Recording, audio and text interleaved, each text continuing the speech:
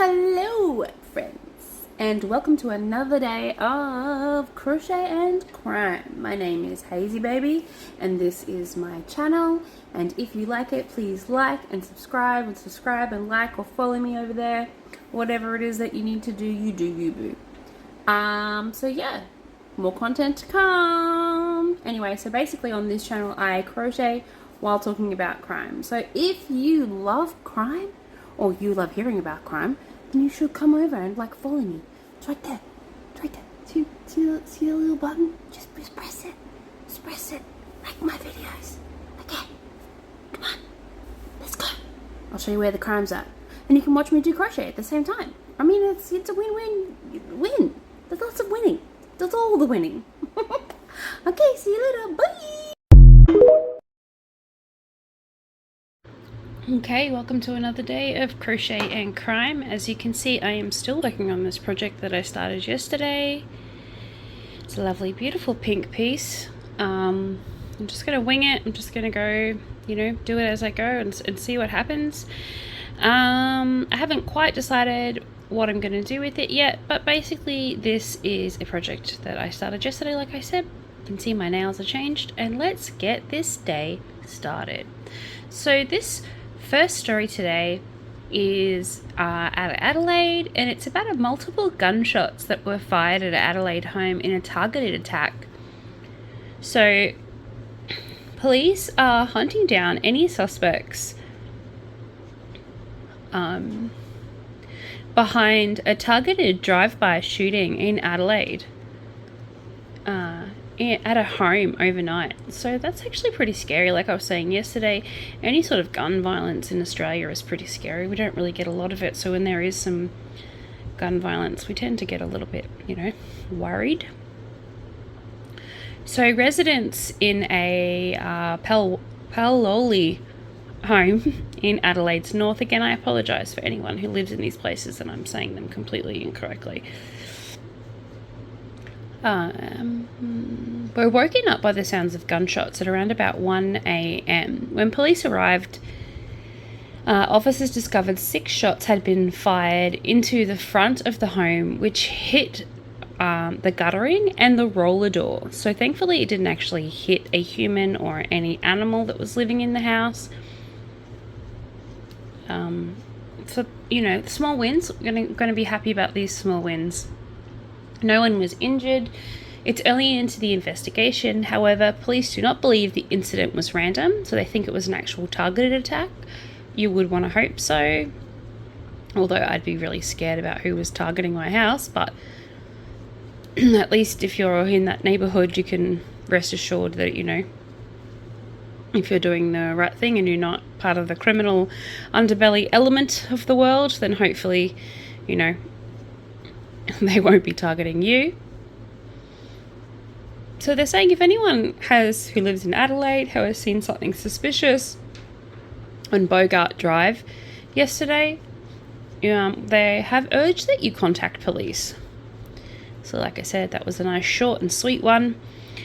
And since we don't have any more information about that one, let us move right along. As you can see, before we do, I am doing a back stitch to create this sort of ridge.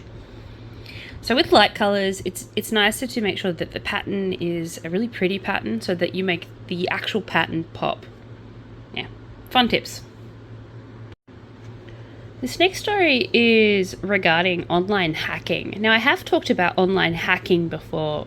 You need really to be really careful with your personal information on online hacking, and I highly suggest you get yourself VPN. Or, like I said before, I'm not sponsored by them, but they are an amazing thing to have. ExpressVPN sort of covers all of your data so that other people can't get into it, and yeah, it's amazing. It doesn't cost very much. It's actually quite cheap and totally worth it in the long run if you think about it, especially if you're online a lot these days. Everybody is. So yeah, look into it. Also, make sure you do 2-step authentic verification, and never have the same password for everything. That is such a silly thing to have a password for. If you do have a lot of passwords, try not to write them all down. Try to I use a generator, so a password generator. It just generates a brand new password, and that is on my phone. I also have a 2-step verification process. Some things I have 3-step for, like depending on what it is. And for my banking one, I have a authenticator app. So, you've got to be really, really careful with your money. So, an alleged online scammer has been charged by Victorian police after evading authorities for the last 10 years. I was going to say 20, but 10's enough. Police say the alleged scammer contacted people online who were looking for rental properties and then offered them a property before asking them to provide rent and bond payments to secure the property. So here in Australia, if you're not Australian and you're watching this from overseas, you're expected to pay a bond, which is usually equivalent to 4 weeks rent, and the first 2 weeks rent. 6 weeks rent and the first 2 weeks rent. So to make sure that you're ahead of yourself. It just depends. Some places ask for a bond and 2 weeks rent. Some places just ask for a bond, which is, I think fair enough. Once they'd paid it, he cut them off. He ghosted them, basically. And never contacted them again about receiving their bond or getting any of the property or anything like that. So police say that he's been running this alleged scam since 2011. So the 38-year-old man was arrested in Melbourne after hiding from the police for more than 10 years.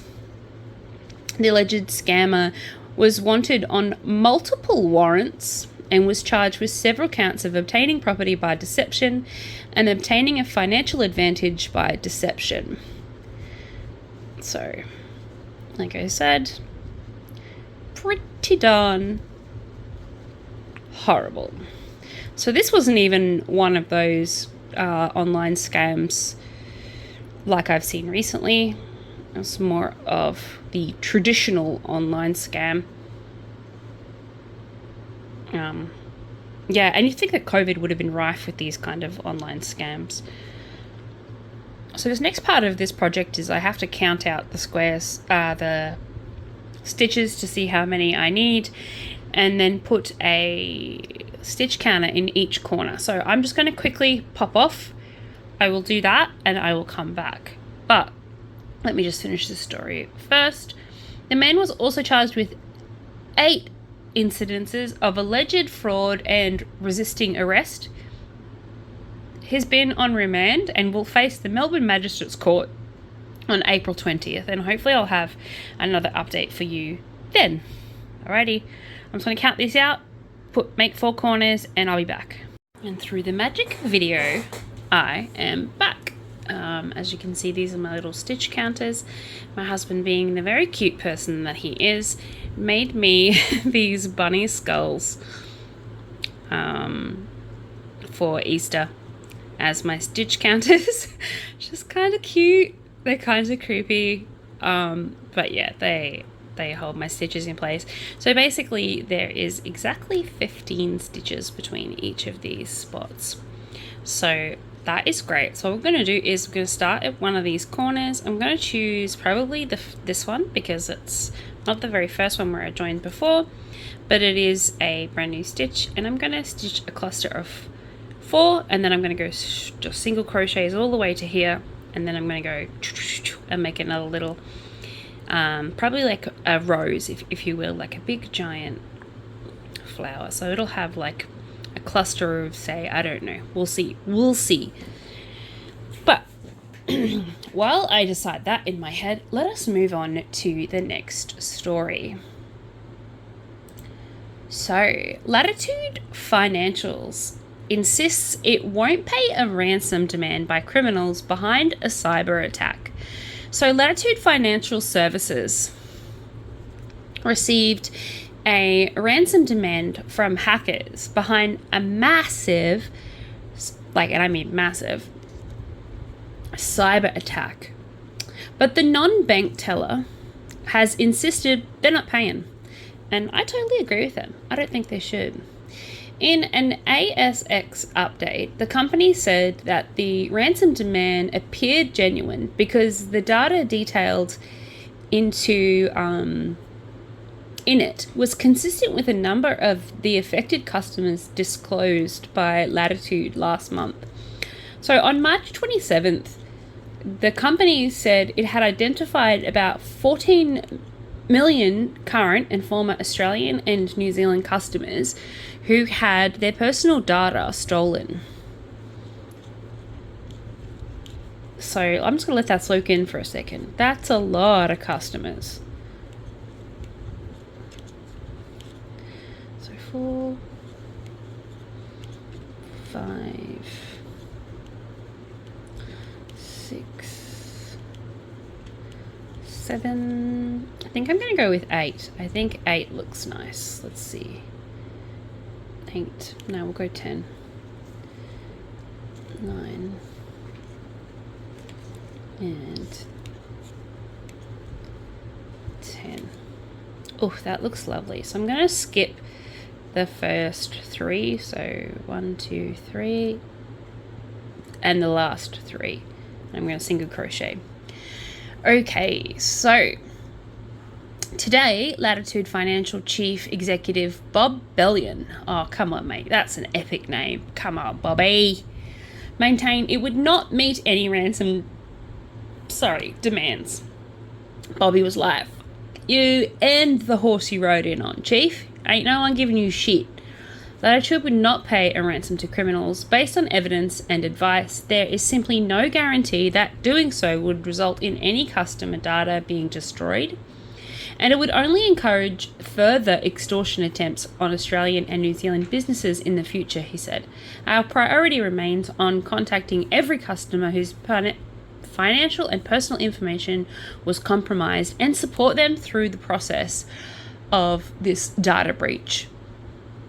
So, in parallel, our teams have been focusing on the safety of restoring our IT systems, is what good old Bobby has said, bringing staffing levels back to full capacity after COVID, and enhancing security protocols and returning to normal operations. So the data breach remains under investigation by the Australian Federal Police, the AFP, and the Australian Cyber Security Centre, so the ACSC.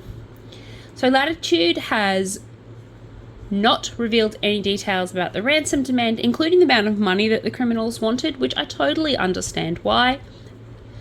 Latitude said responding to the customers' inquiries is their continuing priority. So they're totally just 100% ignoring these scumbags.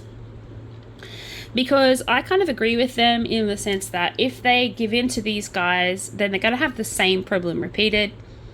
Also, there's no guarantee that if they give these dudes these money, I say dudes, but, could be girls, the money, then, no one's going to win in this case. These people are going to get the money, and then they still have all that information. There's no way to guarantee that they're going to destroy that information or not, once they've had their payday, put it on the dark web so that other people can have money. So in the future, I recommend for anybody, if you receive a text message from a bank will never ever text you. You might get a letter from the bank, you might get an official email from the bank, but even they don't even do that anymore thanks to scamming. Never, ever, ever give out any of your banking information over the phone whatsoever. Go into your local branch. It's the only way to 100% guarantee that it is the bank that is talking to you. All right, so as you can see, I skipped 3, I skipped another 3, and I'm going to start in there, take out my little rabbit skeleton. Off you go.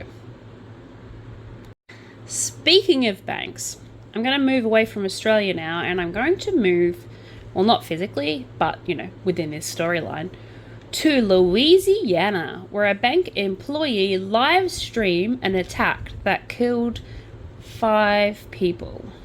So, I don't know how I feel about them live streaming that. 1, 2, 3, 4, 5, 6, 7, 8, 9,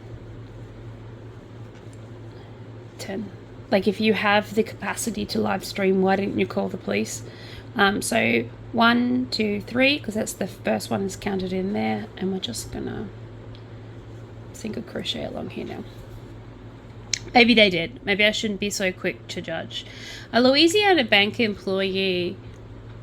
Oh, great. So it was an employee armed with a rifle opened fire at his workplace, killing 5 people, including a close friend of the Kentucky governor, so the governor of Kentucky, while live streaming the attack on Instagram, authorities said. Oh my God. So that's why he didn't call the police, because he was also the gunman.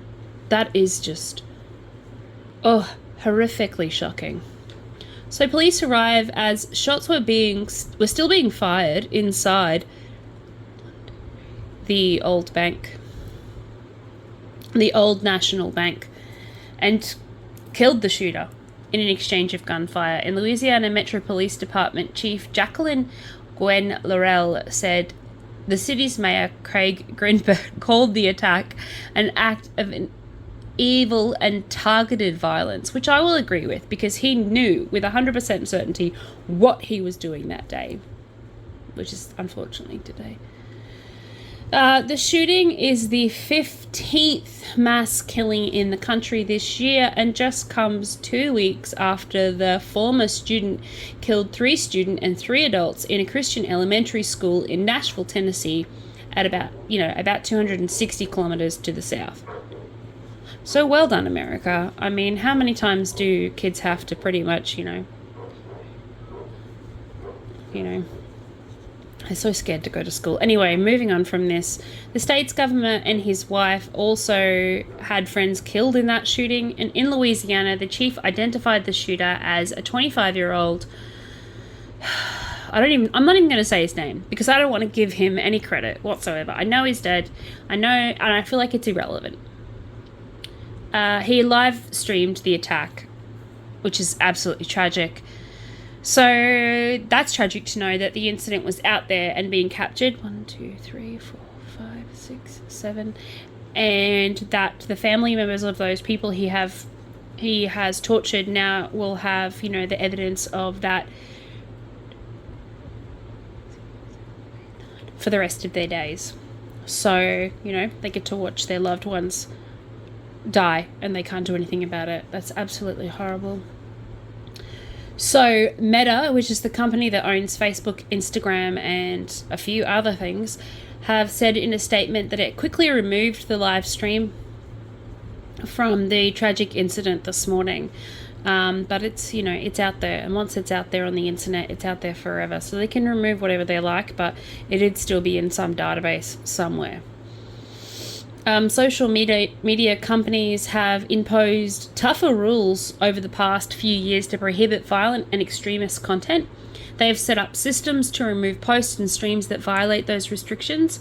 But shocking material like this one, and even if you go to the boys who did a slow live chase on the Gold Coast, no one stopped them either. So the Louisiana shooting continues to slip through the cracks, prompting lawmakers and other critics to lash out at technology industries for their safeguards and mediation policies. And I feel like this is one of those things where it's going to make me sound very much like an Australian when I say this, because our gun laws are way more strict. How about we stop looking at the fact that they are able to have access to live stream, and we look at the fact that they have access to semi-automatic weapons in which they can kill people really, really quickly. But hey, I'm sure it's the media. I'm sure it's not the guns.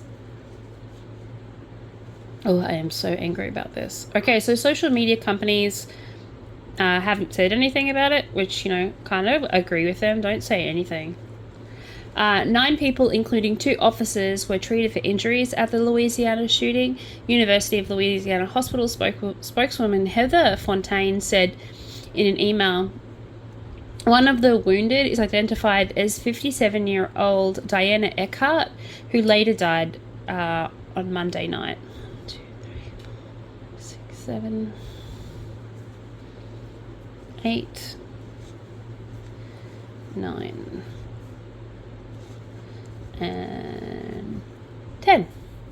One of the wounded officers, a 26-year-old Nicholas Wilt, graduated from the police academy on March 31st, so he's only a baby officer, and he is in a critical condition after being shot in the head and having surgery. The police have said at least 3 patients have been discharged. Kentucky Governor Andy Beshear said he's lost one of his closest friends in the shooting, Tommy Elliott, in a building not far from the minor league ballpark, Louisiana Slugger Field and Waterfront Park.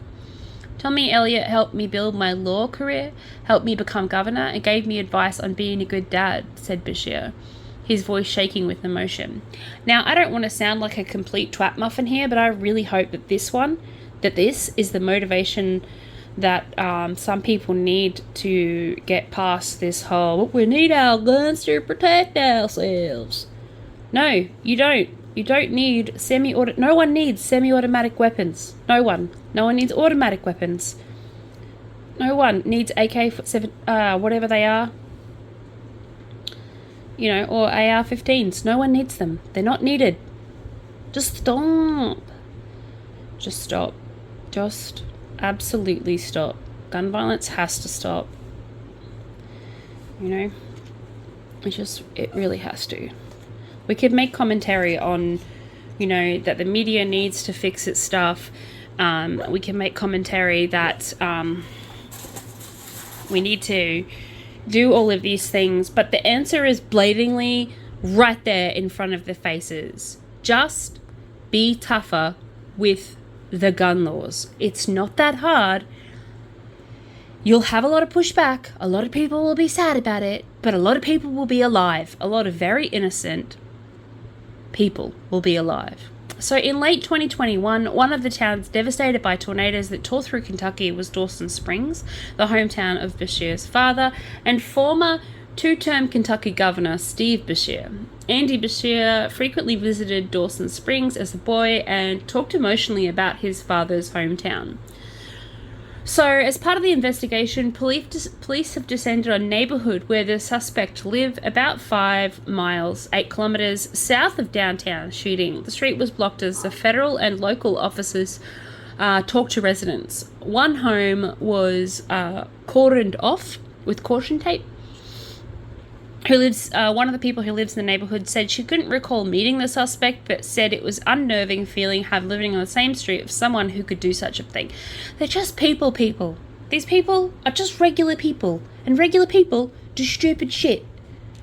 If they didn't have access to guns, they wouldn't be able to do the stupid shit because all they'd have was, nothing. Jesus. They said, I'm almost speechless. You see this on the news, but you never expect it in your home. It's unbelievable. I mean, come on. Is it really that unbelievable? Are you really that shocked? A man who fled the building during the shooting told the TV that the shooter opened fire with a long rifle in a conference room in the back of the building on the first floor. Whoever was next to me got shot, he said, and their blood is now on me. Deputy Police Chief Paul Humphrey said that the actions the response police officers took undoubtedly saved lives. This is a tragic event, and it's even more tragic made by the fact that they have access to such stuff. I added that bit in. Come on, guys. Get your shit together. Come on, America. Get your shit in a pile. Get it together. Fix your gun laws. Seriously. Anyway, that's just from one Australian opinion. But I'll move on because I could stand on this soapbox for days. All right. Back to Australia, because believe it or not, we still have crime, heaps of it, even without guns. As you can see, my circle is now looking a little bit more square-ish like. So what I'm going to do is now I'm going to start in probably this corner, and I am going to do a cluster of 3, and I don't know yet. Let's see how we go. This is the thing with crochet. When you're making up your own pattern, you just wing it. So I'm going to go start it with, let's go, I did 10. So we'll do 5 and 5. 2, 3, 4. Start here at 4. I think I'll do something really pretty in that corner. Undecided yet what that will be. Anyway, so a shop front was significantly damaged after a ram raid in Melbourne's north. So a shop front in Melbourne's north has been damaged after a ram raid overnight. If you don't know what a ram raid is, it's basically crashing your car into a shop front, using your vehicle as a weapon. Police said that a white utility vehicle deliberately backed into a business on Broadway Reservoir at 4:25 a.m. this morning, and the thieves fled the news agency before the police had arrived. So clearly it was a news agency. 2, 3, and I think I'm gonna go missing the first one. Nah, I don't like it. Let's go a nice little cluster down here.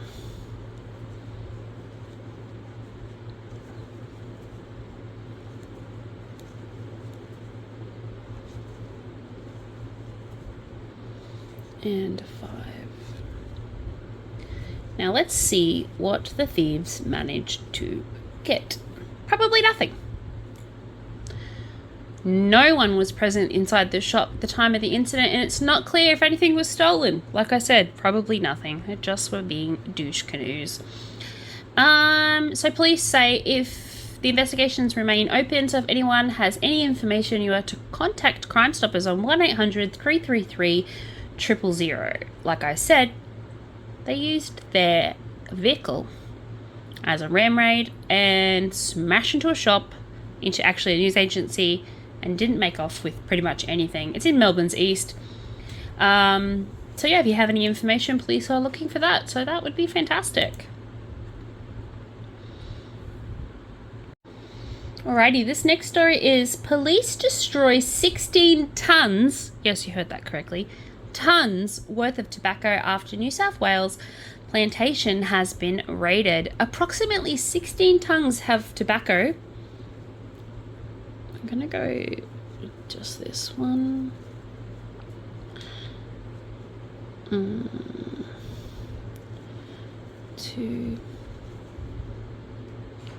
And then I'm gonna go 1, 2, and then 1. No.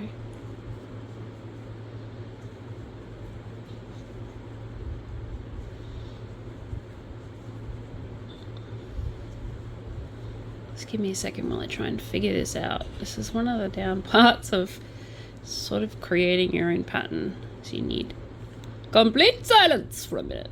Okay, so that's a cluster of 5. So I'll do another one of those in this little hole here. Okay, so it was on New South Wales Central Coast. West Coast was raided, prompting authorities to flag a blooming trend among organised crime syndicates. So a joint investigation between the New South Wales Police and the Australian Tax Office, the ATO, was launched last year after authorities caught wind of an illegal crop being grown on a property in Mirang, approximately 55 east of Parkes. The ATO investigated and attended the property last Wednesday, kind of like Wednesday, but less fancy. And they located and seized the 16 tons of tobacco and destroyed the crop. No arrests were made after the raid, and investigations are to be continued. The crop was estimated to have the potential, about $28 million worth of tobacco. So authorities explain organised crime syndicates run illicit tobacco growing operations around Australia to fund criminal behaviour. So the commander of operations, COP, a joint agency comprising of New South Wales Police and Australian Federal Police, the Australian Criminal Investigations Commission, the ACIC, said that the raid would send shockwaves through the crime networks. I don't know if it'll send shockwaves through the networks, but it will definitely piss them off. That is for certain. Let's give me a quick mini here. 1, 2, 3, 4, and then we're going to go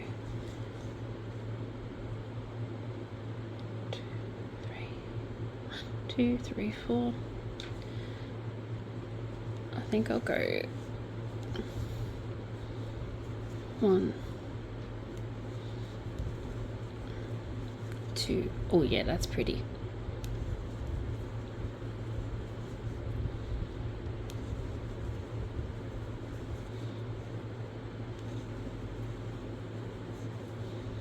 Yeah, like I said, I don't think it'll actually send shockwaves through the community, but I do think it'll piss them off. The seizure of this tobacco has resulted in a distribution of the syndicate's supply chain, which in turn means that the profits aren't funneled into organised crime. But trust me, for every one that you find, there's probably a bunch that you haven't found yet. So tobacco is simply one of the sources of income that organised criminals use to fund their illicit activities. So the New South Wales Police Force, the AFP, and the ACIC, and all the other partner agencies will continue to conduct operations targeting illicit activities. So collaborative efforts are necessary to target criminal activity which brings potential harm to our communities. So now they're just trying to justify why they do what they do. I mean, I get it. I think most Australians get it. We know why you do what you do. We know why it's, they had to destroy all that tobacco, even though I can hear the smokers in my viewers, having a small collection. Millions of dollars worth of cigarettes. But also, is it controlled burn? I have so many questions. When they burn it, is it a controlled burn? And I hope they don't just stand around and watch it burn, but I suppose they have to make sure it actually gets destroyed. I have so many questions. So the ABF, which is the Australian Border Force, Superintendent Sasha Barclay said criminal syndicates are increasingly turning to growing illicit tobacco crops. What we're seeing is more and more criminal syndicates trying to get their hand at the cultivation to keep the supply from the ABF continues to increase the amount of illicit tobacco being detected and seized at the border. It's also because cigarettes are so expensive here in Australia, and so I think we're kind of allowing that space because these people can grow it and sell it much, much cheaper.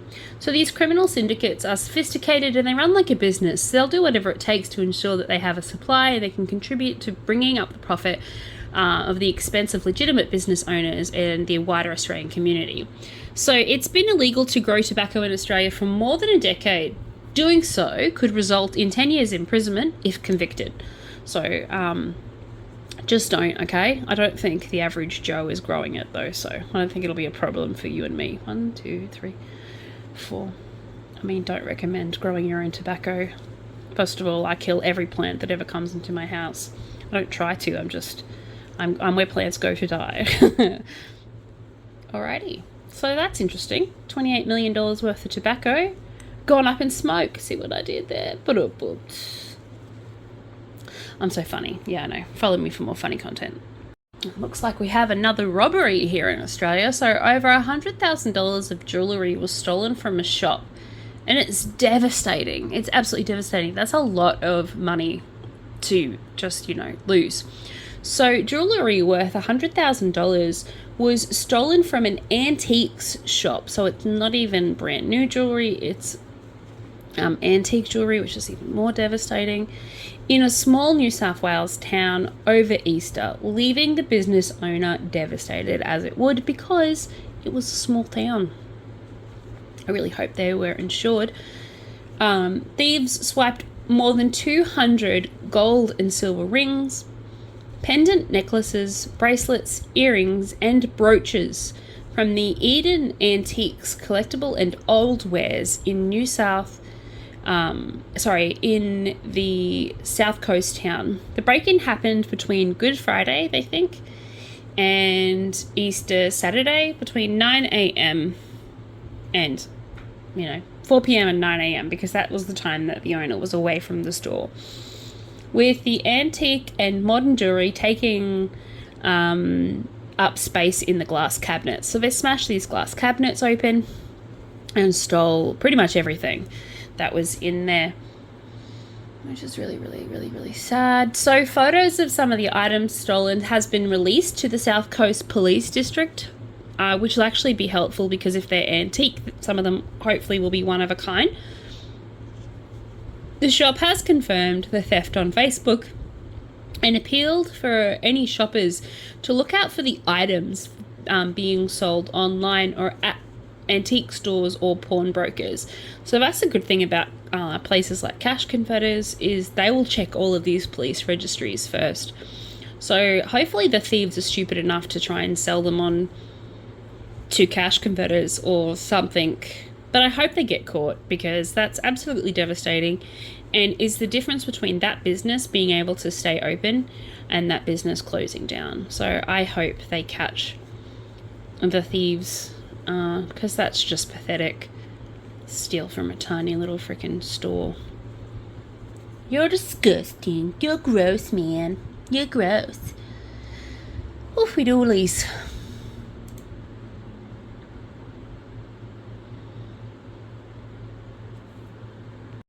Alrighty, this next story is an update from last week. So last week I was talking about a death of a woman who was found in a Sydney unit. So police have yet to establish the cause of death after a Sydney woman was found in a unit. So New South Wales police are continuing to investigate the cause of death of a New South Wales woman who was found in a unit on Sunday with serious and severe injuries.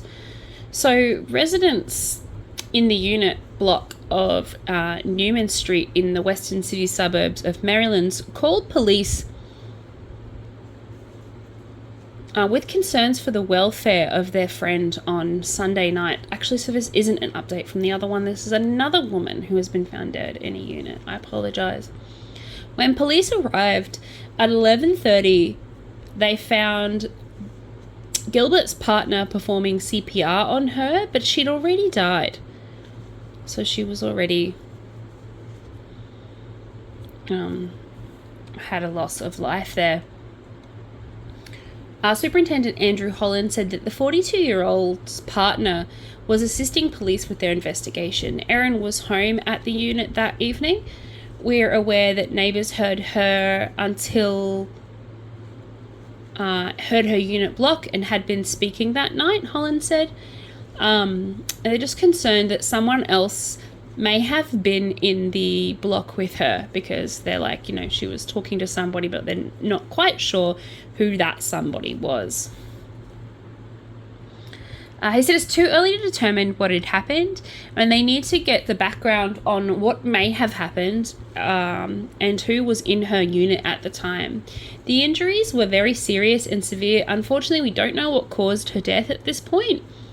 Erin and her partner are well known in the community and are looking for people who may know her and please to come forward so they can piece together her last movements. So piece together her last movements and last moments in life. The couple have been living in Parramatta, but they moved to Maryland about 7 months ago. The smallest amount of information could be the biggest amount of information, Holland said. So they're basically saying no tiny piece of knowledge is unwanted. They want everything. Anything you can give them is absolutely fantastic. So if you live in Maryland, and if you know this person, if you could please contact police and give them some more information, that would be wonderful. So yeah, detectives have established a task force to investigate the cause of Gilbert's death. So hopefully I will have some answers to you and some updates on the actual other woman that I was talking about the other day later on in this week. Well, hopefully just as you know, as soon as there is updates to be had. Alrighty, so as you can see, this is starting to look a little more like an actual square. Look at that. So today we have transitioned from this circle in the middle to this square, and as you can see, we've also transitioned in color. So I think we're just going to start at this corner again and work my way around with a simple back post double crochet, I think. So I'm going to start in this corner and I'm going to do a cluster of 3, 1 2 3 1 2 3. Then I'm going to go back post, half double crochets, a front post 1, and then just single crochets along here, front post, back post. But we shall see. We shall see, we shall see. I think I have one more story. It's a pretty big one, so hopefully it'll get me enough to get around this square. Okay, so this last story today is a pretty big one. It's talking about a terrorist attack that someone was planning in Sydney. So a terrorist commander has been jailed for 15 years over a planned Sydney attacks. So the leader of the terrorist organisation convicted over planned attacks on Sydney Naval Base, a courthouse, and the Mardi Gras will spend 15 years in prison. Now, I'm not going to give him a name because I believe there's a lot of power in a name, and so I refuse to give him one. If you would like to look it up, you can do so. No one's stopping you. I just don't believe in giving power to people who don't deserve it. So I'm not going to name him. But he was sentenced in the New South Wales Supreme Court on Tuesday, 7 months after a jury found him guilty of directing the activities of Islamic State. So we're going to miss that one. I'm going to go around these ones. Terror group, the Sahar, from August to December of 2014. Now, I probably said that name incorrectly, but like I said, there's a lot of power in the name, and I actually don't give a shit if I said your terrorist group's name incorrectly. To you. Justice Stephen Rothman found that while planning a numerous attacks was still in its infancy, the end result, if the plots had been carried out, would have been horrendous. And so he has been convicted on crimes that actually didn't come to full fruition, thank goodness. No one was actually terrorized. Also, thank goodness, due to the amazing investigative reports of the AFP. So the terrorist acts that were contemplated or discussed were most serious, involved significant loss of life, and many of the attacks would have been on Sydney's gay and lesbian Mardi Gras, the Israel Embassy, and the Guardian Island Naval Base in Woolloomooloo. The targeted strikes on the Australian Federal Police and the New South Wales Supreme Court hearings. So, like, he was full gung-ho with this idea. He was just gonna, every minority that he could think of, he was inciting hatred for. So I'm kind of glad he got convicted. Very glad he got convicted. Like I said, not gonna name him. That'll piss him right off. Yeah. So directing this terrorist group was well above the mid-range of the objective seriousness. Hold on a second. What have I done here? What have I done? Oh, I missed one because it was where the transition color transitioned. Give me a second. I'm going to go in there.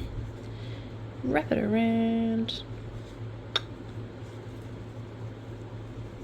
Okay, so the idea being an unbeliever is, according to this douche canoe, draping their body in the Islamic State, so the I IS flag, and having someone affiliated with the IS fly to Sydney to teach the group how to make improvised explosive devices were also mentioned. So, yay, I'm glad they got this idiot off the street. Because, what a genius. So he has received a full 15-year jail term, which will expire on November 10th, 2034. He has a non-parole period of 8 years and 3 months, which will expire in February 10th, 2031. The Shah, which means consultative or consultation council in Arabic, was formed in 2013, initially to send fighters from Australia to Syria. So that was his initial thing that he was planning. The group pled alliance with IS in August of 2014. This douche canoe was the commander of the group and held numerous meetings with members where they discussed potential terror plots and using phone jammers and whiteboards to jot down notes to avoid surveillance by authorities. Haha, you failed. They surveilled you anyway. The terror boss, I say that as loosely as possible, is already behind bars, convicted in September of 2016 after they sent members to Syria. So they actually ended up sending members to Syria, and he was busted after that. For these acts, he was sentenced to 8 years in prison, and that was going to expire on the 11th of July 2024. So he has a 6-year parole period ending on July 11th last year. However, he was not released because of the criminal proceedings, which ended on Tuesday. So I think these sentences are probably going to run in conjunction with each other. So consecutively, hopefully. But it's absolutely horrible, and I'm glad this douche canoe was caught, because we've got enough horribleness happening. Why can't we just love each other? How hard is it? So douche canoe was denied having any involvement, including an interview with the Australian Border Police when stopped at the Sydney airport, where he claimed to be on a pilgrimage. Of course he did. It was possible that he had actually planned to go on a pilgrimage to Turkey. But yeah, his denials, I just don't believe him. Everyone thinks you're full of shit, mate. His denials were seemingly reasonable at the time, but they were plainly disingenuous. A judge said it was clear that your intentions were not to go on this pilgrimage. It's difficult to accept the opinion of douche canoe without any evidence. So I actually like that his name is now douche canoe in my book, and I shall call him that forever. It's difficult to accept that these two, and I mean two because there was two of them, meant anything else but malicious harm.